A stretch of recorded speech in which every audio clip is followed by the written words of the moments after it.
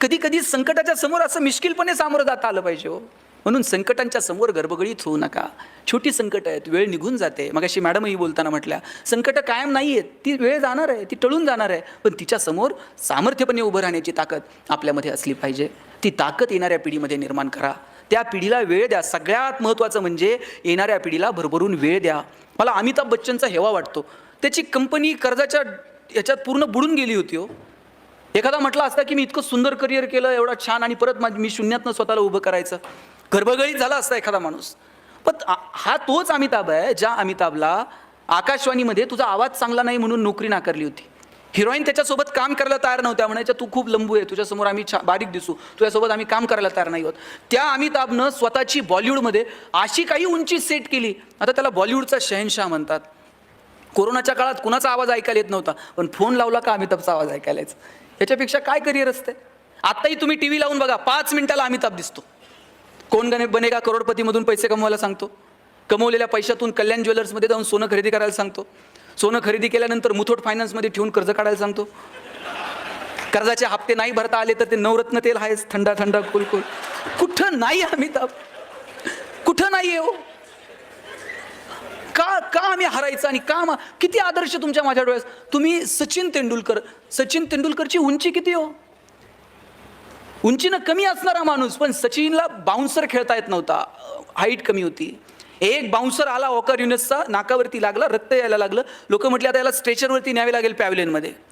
सचिननं असं तोंडावरती पाणी मारलं, क्रीजवरती जाऊन उभा राहिला, अशी बॅट आदळली आणि समोरच्या फलंदाजाला सांगितलं रुक मैं खेळेगा. आणि सचिननं कितीतरी बाउन्सर असे मैदानाच्या बाहेर टोलावून लावले, आणि आज क्रिकेटच्या क्षेत्रातला बाप झाला सचिन तेंडुलकर. अहो कितीतरी बाउन्सर येतील आपल्या या अंगावर, फटकावून लावायचे थेट स्टेडियमच्या बाहेर. कधीतरी प्लेट करा, कधीतरी एखादा सोडून द्या, प्रत्येकच फटकावलं पाहिजे असे नाही, पण कधी काय भूमिका घ्यायची हे ठरवता आलं पाहिजे. आयुष्य खूप गोड आहे, खूप सुंदर आहे, त्यातला एका पावलाची मजा घ्या आणि नात्यांना वेळ द्या. तुमच्या ऑफिसमधलं तुम्ही कुटुंबात कमी तितके तुमच्या ऑफिसमध्ये आहात, बरोबर. तुम्ही फील्डवर इतका वेळ आहात की तितके तुम्ही घरात पण नाही आहात. मग ऑफिसमधलं वातावरण किती छान असलं पाहिजे. तुम्ही ऑफिसमध्ये काम करताना तुमच्या बॉसला तुमची गरज वाटली पाहिजे इतकं काम तुम्ही केलं पाहिजे. म्हणजे एखाद्या दिवशी जर तुम्ही आला नाहीत ना, तुमची उणीव तुमच्या बॉसला जाणवली पाहिजे. असंच एका कंपनीत मी लेक्चर देत होतो आणि म्हटलं तुम्हाला तुमचं सेल्फ अप्रायझल जर करायचं आहे ना, तर तुमच्या बॉसला तुमची उणीव जाणवली पाहिजे. म्हणजे तुम्ही जर एखाद्या दिवशी रजेवर आहात, तुमच्या वरिष्ठ अधिकाऱ्याला वाटलं पाहिजे अरे आज ते नाही आहे त्याच्यामुळे ते जरा अडचण आली. तुमची उणीव जाणवली तर समजावं की आपण कामाचे आहोत. दुसऱ्या दिवशी एकानं ऑफिसच्या चाव्याच लपून ठेवल्या आणि ऑफिसला निघून गेलं. म्हटलं हे काय, म्हटलं उणीव जाणवली पाहिजे, दिवसभर फोन करताय म्हणले मला. हे असलं नाही हो, डिवोशननं काम केलं पाहिजे. आपल्याकडे ना स्ट्रेस मॅनेजमेंट नावाचा प्रकारच अस्तित्वात नाही. आपल्याकडे स्ट्रेस फक्त डायव्हर्ट करायचा, ह्या टेबलवरून त्या टेबलवर, त्या टेबलवरून त्या टेबलवर, वरतून आलं वसुली करा, त्यांनी लगेच खाली, ह्यांनी खाली. म्हणजे शेवटच्या माणसाला कळत नाही आता मी राग कुणावर काढू. ते घरी जाऊन बायकोला काहीतरी शिव्या देत आहे, बायकोला कळत नाही मी काय करू, ती पोराला लाटणं फेकून मारते. आता पोराला कुणीच उरत नाही, ते बाहेर कुत्र्याला जाऊन दगड मारते, ते तिसरंच कुणाला तरी चावतंय. स्ट्रेस मॅनेज होईल का. वरिष्ठांनी आपल्याला सांगितलंय बसूयात, एकत्र येऊयात, प्लॅन करूयात, तू हे कर, तू ते कर. स्ट्रेस असं डायव्हर्ट करू नका. सगळ्यांनी एकत्र मिळून आपल्याला ह्या गोष्टीला सामोरं जायचं, त्याचा छान प्लॅन करा. प्लॅनिंग म्हणजे काय, थिंक बिफोर. तुम्ही जे पेरणार आहात ते उगवणार आहे. गहू पेरून कधी ज्वारी उगवत नाही. तुम्ही जे कर्म करणार त्याची फळं तुम्हाला इथंच फेडायची आहेत. म्हणून घाबरावं तर कर्मांना घाबरावं. काय द्यायचं समाजाला ते ठरवा, कसं जगायचं ते ठरवूयात. कधीतरी अंतर्मनात डोकावून स्वतःचा कधीतरी विचार करूया. आम्ही तो विचार करणं जेव्हा सोडून दिलं ना, तेव्हापासून आयुष्यातली मजा हरवून गेली. म्हणून या कार्यक्रमाच्या निमित्तानं मला आपल्या सगळ्यांना आवर्जून सांगायचं आहे की आपण काय करायचं ते ठरवून घेऊया. छोट्या छोट्या गोष्टींचा आनंद कसा मिळवता येईल हे ठरवून घेऊयात. जगण्यातली समृद्धता निवळ साधनांमध्ये नाही, ती कुणाच्या तरी मदतीला धावून जाण्यात आहे, हे स्वतःच्या मनाला सांगून बघूयात. हे आयुष्य परत कधीच मिळणार नाही आहे. म्हणून ज्यांच्याकडं आहे त्यांनी थोडं तरी समाजाला देता येईल का, मला वाटतं या दृष्टीनं प्रयत्न करावा. मला आवर्जून एक गोष्ट आपल्या सगळ्यांना सांगायची आहे. बघा, मी का असं म्हणतो की आपल्याकडे जे आहे ते इतरांना देता यावं, कारण या जगाचा नियम आहे की आपल्याला इथून काहीच घेऊन जाता येणार नाही आहे. मी माझ्या वडिलांना विचारलं होतं की जगणं कशानं सुंदर होईल. वडील म्हटले होते तू यादी कर की आत्तापर्यंत तुला किती लोकांनी मदत केली. मी ती यादी करायला घेतली. मला गावात ह्या माणसानं मदत केली, शाळेत ह्या माणसानं मदत केली, कॉलेजमध्ये ह्या माणसानं मदत केली. मी 100-150 लोकांची यादी केली की या 150 लोकांनी मला माझ्या आयुष्यात आजपर्यंत मदत केली.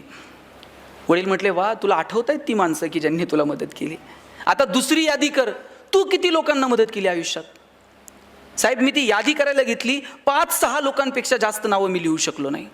वडील म्हटले, ज्या दिवशी तुझी दुसरी यादी पहिल्या यादीपेक्षा मोठी होईल ना, त्या दिवशी जगणं सुंदर होऊन जाईल. आपण किती लोकांचं जगणं सुंदर करू शकलो, किती लोकांना ताकद देऊ शकलो. म्हणून संकटांच्या समोर गडबडीत व्हायचं नाही. जितक्या लोकांना मदत करता येईल तितक्या लोकांना मदत करावी. कुणी संकटात आहे, कुणी अडचणीत आहे, त्याला धावून जाता येईल का. आणि प्रत्येक वेळेस पैसेच लागतात मदतीला असं नाही आहे. कधीतरी एखादं चांगलं काम करतोय ना, त्याच्या पाठीवर थाप मारा आणि त्याला सांगा, वा, छान काम करतोय, आम्ही आहोत तुझ्यासोबत. एवढं म्हटलात ना तरी त्या माणसाला 10 हत्तीचं बळ येतो काम करायला. म्हणून संकटांच्या समोर गडबडीत होऊ नका. शिवाजी महाराज मिर्झा राजेसोबत तह झाला. एक किल्ला मिर्झा राजेला द्यावा लागला. आणि नुसते किल्ले देऊन थांबले नाही, औरंगजेबाला भेटायला जावं लागलो. बरं, राजे एकटे गेले नाहीत, एवढ्याशा संभाजी राजाला सोबत घेऊन गेले. एखादा बाप म्हटला असता, मी संकटात चाललोय, लेकराला का नेऊ, पण घेऊन गेले संभाजीराजांना सोबत. मग मधला जो प्रवास आहे आग्र्यापर्यंतचा ताई, त्या प्रवासामध्ये शिवाजीराजांचं आणि संभाजीराजांचं काहीतरी बोलणं झालं असेल की नाही. काय बोलले असतील शिवाजीराजे संभाजीराजांना. स्विस बँकेत आपला अकाउंट आहे, पासवर्ड सांगतो. काय बोलले काय असतील. शिवाजीराजांनी सांगितलं असेल, शंभूराजे, आतापर्यंत तुम्ही जिंकणं बघितलं, आतापर्यंत तुम्ही यश बघितलं, आयुष्यातला संघर्ष सुद्धा जवळून बघा, चला माझ्यासोबत. घेऊन गेले. तिथं गेल्यानंतर औरंगजेबाने एक हत्ती भेट म्हणून दिला संभाजीराजांना. आणि थोडीशी गंमत करावी म्हणून दिलेर खान म्हटला, शंभूराजे, आप इतने छोटे हो और हाथी इतना बड़ा है, इस हाथी को आप महाराष्ट्र में कैसे ले जाओगे. एवढासा संभाजी राजा दिलेर खानाच्या डोळ्यात डोळे घालून सांगतो, ये तो जानवर है, बैठ कर जाएंगे, नहीं आया तो खींच कर ले जाएंगे, लेकिन हमारे आबा साहब ने जो आपको किले दिए हैं वो तो अभी महाराष्ट्र में है, उन्हें आप आगरा कैसे ले आओगे. एवढासा संभाजी राजा पण माहीत होता, आत्ता हात दिलेत आणि मग घेऊ की परत एक. त्यात काय असते. दत्ताजी शिंदेच्या मानेवर तलवार ठेवली होती आणि विचारलं, क्यों पटेल और लढोगे. आणि त्याही अवस्थेत दत्ताजी शिंदे म्हटला, क्यों नाही, बचेंगे तो और भी लढेंगे. संकटाच्या समोर असं उभं राहायचं ना, संकटाला वाटलं पाहिजे कुडून याच्या नादाला लागलो. आणि प्रत्येक वेळेस संकटाशी 2 हात केलेत पाहिजे असं नाही. डोंगर पोखरत बसू नका हो, कधी कधी डोंगराला वळसा घालून निघून जा. प्रत्येक वेळेस संकटाच्या समोर भांडलंच पाहिजे असं नाही. कधीतरी दुर्लक्ष करा, कधीतरी मिश्किलपणे सामोरं जा. संकटाच्या समोर मिश्किलपणे सामोरं जाणं काय असतं ना, तुम्हाला एक गंमत सांगतो. तुम्हाला महमूद माहिती आहे का. महमूदचे पिक्चर बघितलेत. आम्ही एक महमूदचा पिक्चर पाहिलेला. त्या महमूदच्या छातीवर एका गुंडानं बंदूक ठेवली होती. आता याच्यापेक्षा मोठं संकट काय असू शकतं. थेट गुंडानं तुमच्या छातीवर बंदूक ठेवली. त्या महमूदच्या छातीवर बंदूक ठेवली आणि विचारलं, बोल तेरी आखरी ख्वाहिश क्या है. छातीवर बंदूक आहे आणि विचारलं, बोल तेरी आखरी ख्वाहिश क्या है. महमूद म्हटलं, आखरी ख्वाहिश तेरी बंदूक मुझे दे दे. म्हटलं, काय म्हणायचं याला. कधी कधी संकटाच्या समोर असं मिश्किलपणे सामोरं जाता आलं पाहिजे हो. म्हणून संकटांच्या समोर गडबडीत होऊ नका. छोटी संकट आहेत, वेळ निघून जाते. मगाशी मॅडमही बोलताना म्हटल्या, संकट कायम नाही आहेत, ती वेळ जाणार आहे, ती टळून जाणार आहे, पण तिच्या समोर सामर्थ्यपणे उभं राहण्याची ताकद आपल्यामध्ये असली पाहिजे. आपण किती लोकांचं जगणं सुंदर करू शकलो, किती लोकांना ताकद देऊ शकलो. म्हणून संकटांच्या समोर गडबडीत व्हायचं नाही. जितक्या लोकांना मदत करता येईल तितक्या लोकांना मदत करावी. कुणी संकटात आहे, कुणी अडचणीत आहे, त्याला धावून जाता येईल का. आणि प्रत्येक वेळेस पैसेच लागतात मदतीला असं नाही आहे. कधीतरी एखादं चांगलं काम करतोय ना, त्याच्या पाठीवर थाप मारा आणि त्याला सांगा, वा, छान काम करतोय, आम्ही आहोत तुझ्यासोबत. एवढं म्हटलात ना तरी त्या माणसाला 10 हत्तीचं बळ येतो काम करायला. म्हणून संकटांच्या समोर गडबडीत होऊ नका. शिवाजी महाराज मिर्झा राजेसोबत तह झाला. एक किल्ला मिर्झा राजेला द्यावा लागला. आणि नुसते किल्ले देऊन थांबले नाही, औरंगजेबाला भेटायला जावं लागलो. बरं, राजे एकटे गेले नाहीत, एवढ्याशा संभाजी राजाला सोबत घेऊन गेले. एखादा बाप म्हटला असता, मी संकटात चाललोय, लेकराला का नेऊ, पण घेऊन गेले संभाजीराजांना सोबत. मग मधला जो प्रवास पर्यंतचा ताई, त्या प्रवासामध्ये शिवाजीराजांचं आणि संभाजीराजांचं काहीतरी बोलणं झालं असेल की नाही? काय बोलले असतील शिवाजीराजे संभाजीराजांना? स्विस बँकेत आपला अकाउंट आहे, पासवर्ड सांगतो. काय बोलले काय असतील? शिवाजीराजांनी सांगितलं असेल, शंभूराजे आतापर्यंत तुम्ही जिंकणं बघितलं, आतापर्यंत तुम्ही यश बघितलं, आयुष्यातला संघर्ष सुद्धा जवळून बघा, चला माझ्यासोबत. घेऊन गेले.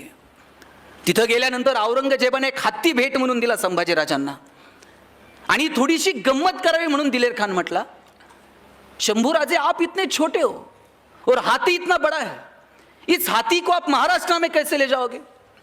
एवढा एवढासा संभाजी राजा दिलेर खानाच्या डोळ्यात डोळे घालून सांगतो, ये तो जानवर है, बैठ कर जाएंगे, नहीं आया तो खींच कर ले जाएंगे, लेकिन हमारे आबा साहब ने जो आपको किले दिए हैं वो तो अभी महाराष्ट्र में है, उन्हें आप आगरा कैसे ले आओगे? एवढा एवढासा संभाजी राजा पण माहित होता, आता हात दिलेत आणि मग घेऊ की परत एक एक, त्यात काय असते? दत्ताजी शिंदेच्या मानेवर तलवार ठेवली होती आणि विचारलं, क्यों पटेल और लढोगे? आणि त्याही अवस्थेत दत्ताजी शिंदे म्हटला, क्यों नाही, बचेंगे तो और भी लढेंगे. संकटाच्या समोर असं उभं राहायचं ना, संकटाला वाटलं पाहिजे कुठून याच्या नादाला लागलो. आणि प्रत्येक वेळेस संकटाशी दोन हात केलेत पाहिजे असं नाही. डोंगर पोखरत बसू नका हो, कधी कधी डोंगराला वळसा घालून निघून जा. प्रत्येक वेळेस संकटाच्या समोर भांडलंच पाहिजे असं नाही. कधीतरी दुर्लक्ष करा, कधीतरी मिश्किलपणे सामोरं जा. संकटाच्या समोर मिश्किलपणे सामोरं जाणं काय असतं ना, तुम्हाला एक गंमत सांगतो. तुम्हाला महमूद माहित आहे का? महमूदचे पिक्चर बघितलेत? आम्ही एक महमूदचा पिक्चर पाहिलेला. त्या महमूदच्या छातीवर एका गुंडानं बंदूक ठेवली होती. आता याच्यापेक्षा मोठं संकट काय असू शकतं? थेट गुंडानं तुमच्या छातीवर बंदूक ठेवली. त्या महमूदच्या छातीवर बंदूक ठेवली आणि विचारलं, बोल तेरी आखरी ख्वाहिश क्या है? छातीवर बंदूक आहे आणि विचारलं, बोल तेरी आखरी ख्वाहिश क्या है? महमूद म्हटलं, आखरी ख्वाहिश तेरी बंदूक मुझे दे दे. म्हटलं, काय म्हणायचं याला? कधी कधी संकटाच्या समोर असं मिश्किलपणे सामोरं जाता आलं पाहिजे हो. म्हणून संकटांच्या समोर गडबडीत होऊ नका. छोटी संकट आहेत, वेळ निघून जाते. मगाशी मॅडमही बोलताना म्हटल्या, संकट कायम नाही आहेत, ती वेळ जाणार आहे, ती टळून जाणार आहे, पण तिच्या समोर सामर्थ्यपणे उभं राहण्याची ताकद आपल्यामध्ये असली पाहिजे. ती ताकद येणाऱ्या पिढीमध्ये निर्माण करा. त्या पिढीला वेळ द्या. सगळ्यात महत्त्वाचं म्हणजे येणाऱ्या पिढीला भरभरून वेळ द्या. मला अमिताभ बच्चनचा हेवा वाटतो. त्याची कंपनी कर्जाच्या ह्याच्यात पूर्ण बुडून गेली होती हो. एखादा म्हटला असता की मी इतकं सुंदर करिअर केलं, एवढा छान, आणि परत मी शून्यातनं स्वतःला उभं करायचं, गर्भगळीत झाला असता एखादा माणूस. पण हा तोच अमिताभ आहे ज्या अमिताभला आकाशवाणीमध्ये तुझा आवाज चांगला नाही म्हणून नोकरी नाकारली होती. हिरोईन त्याच्यासोबत काम करायला तयार नव्हत्या, म्हणायच्या तू खूप लंबू आहे, तुझ्यासमोर आम्ही बारीक दिसू, तुझ्यासोबत आम्ही काम करायला तयार नाही होत. त्या अमिताभनं स्वतःची बॉलिवूडमध्ये अशी काही उंची सेट केली, आता त्याला बॉलिवूडचा शहनशाह म्हणतात. कोरोनाच्या काळात कुणाचा आवाज ऐकायला येत नव्हता, पण फोन लावला का अमिताभचा आवाज ऐकायला यायचा. याच्यापेक्षा काय करिअर असते? आत्ताही तुम्ही टी व्ही लावून बघा, 5 मिनिटाला अमिताभ दिसतो.